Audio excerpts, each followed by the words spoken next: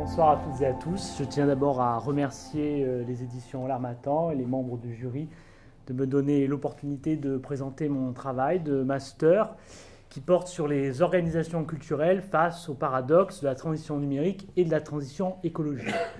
Le secteur culturel a vécu sa révolution numérique.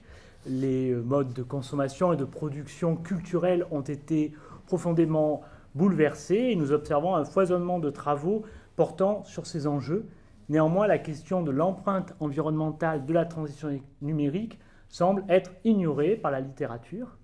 Pourtant, le secteur culturel représente 3/4 des émissions de gaz à effet de serre du numérique. C'est un système émetteur de 3,6% de gaz à effet de serre à l'échelle mondiale, ce qui est 2 fois plus que le transport aérien.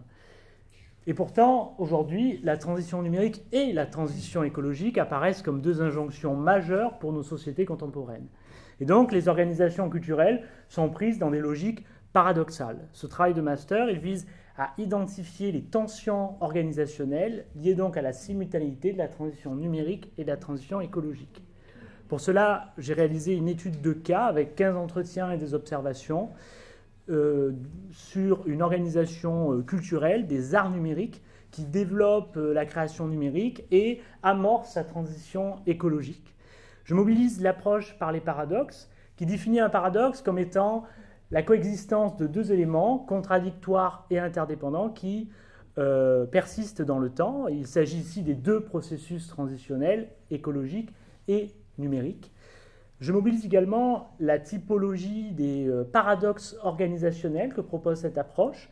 On peut mentionner par exemple les paradoxes d'appartenance qui se manifestent lorsqu'il y a des tensions entre les valeurs individuelles des membres d'une organisation et celles véhiculées à l'échelle d'une organisation.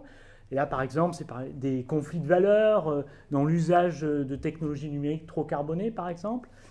On peut mentionner également aussi les paradoxes de performance, donc liés à des objectifs contradictoires au sein d'une même organisation, comme la promotion de la création numérique et de l'autre de limiter ses usages technologiques trop carbonés.